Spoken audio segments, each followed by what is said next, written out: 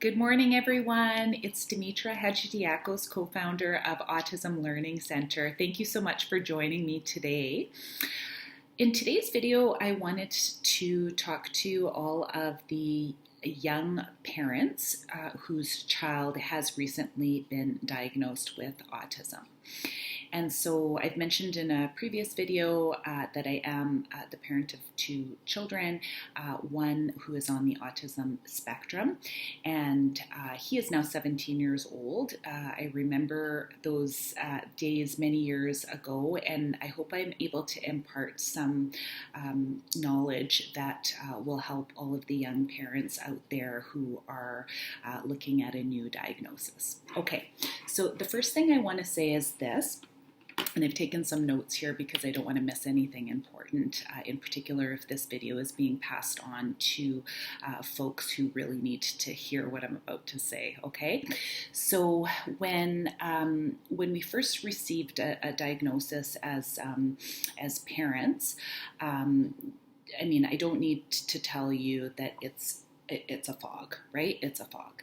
And we had the advantage, and I use that word not lightly, we had the advantage of being in professions where we knew not to go online and just start searching for articles and success stories and those types of things.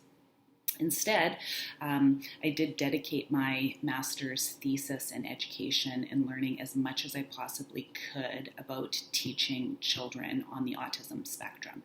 So read a lot of academic papers, and I did my thesis project with young folks on the autism spectrum here in Winnipeg, Manitoba, through Manitoba Theatre for Young People.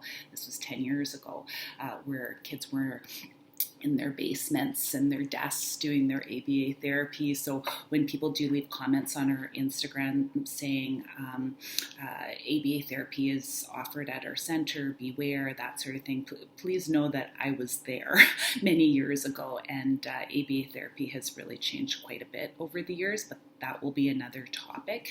So here in Winnipeg, Manitoba, the only therapy that was basically offered for kids that was covered under public services was 40 hours of ABA therapy in homes. And so for me, somebody who is a highly social person, a teacher, a classroom teacher, a drama teacher, somebody who's used to being in rooms full of people and really enjoys talking to families and loves cracking jokes and doing all sorts of fun things, it was very isolating for me to be inside the home for 40 hours a week, not to mention the fact that one of us had to not work, okay? And I know sometimes we don't talk about that as parents who have children with special needs. That's the term that we use in the school system, or additional support needs. That's the term that we use in early learning. We don't talk about this, and so I will be talking about this. So please tune in because I'll be talking about this some more in future videos.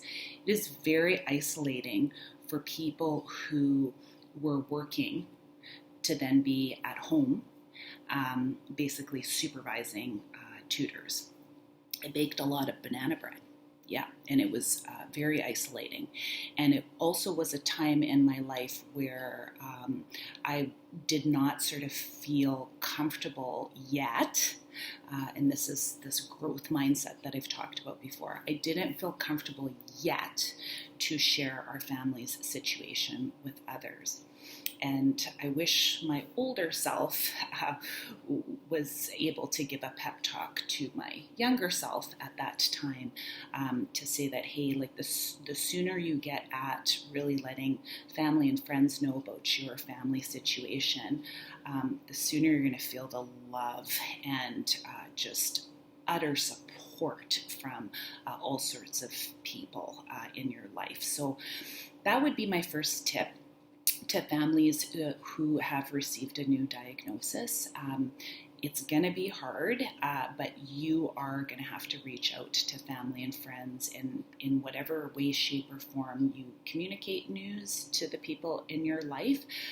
You are going to need to communicate this piece of information, because if you don't, it will be very hard for you to show up to birthday parties and family events and school drop-off and not feel defeated, as people are looking and trying to figure out what's going on. So just be upfront with it, and I do promise you will see that people are very supportive and really do want to help.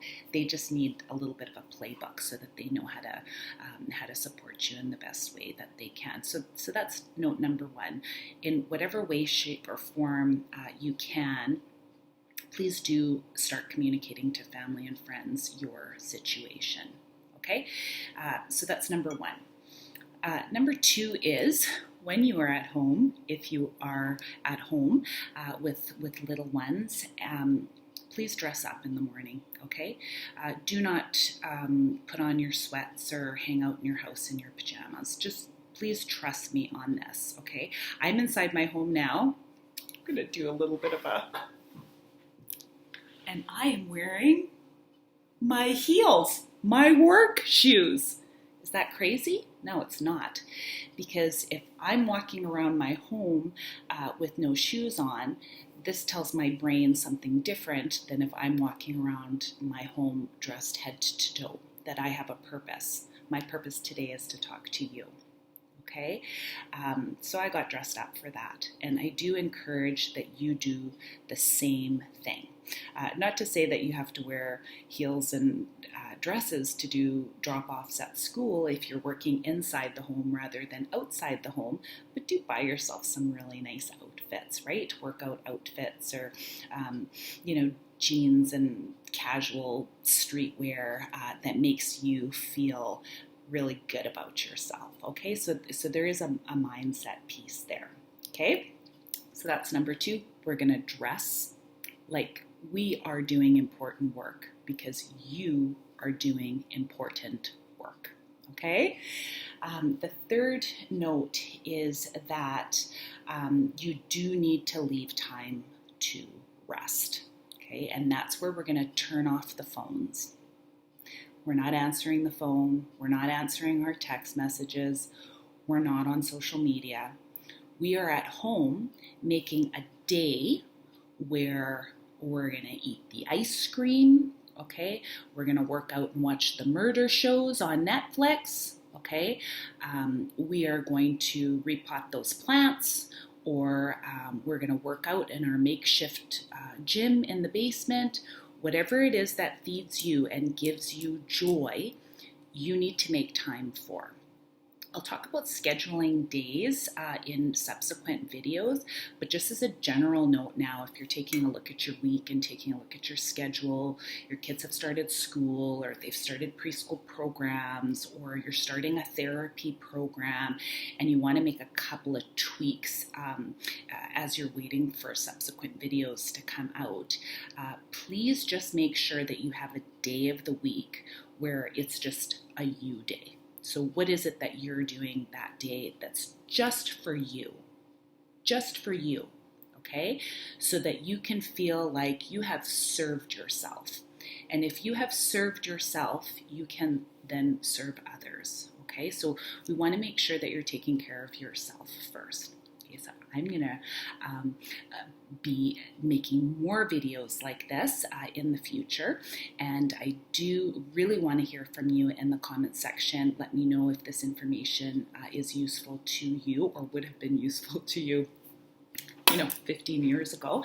And please do forward this video, if you can, to any family members or friends who you think would benefit from the content in this video, previous contents that we have put on our channel, and content that I will be putting out in the future. Okay, thank you very much for joining me today, and all the best in our back to school routines, and I'll see you again next Friday. Bye-bye.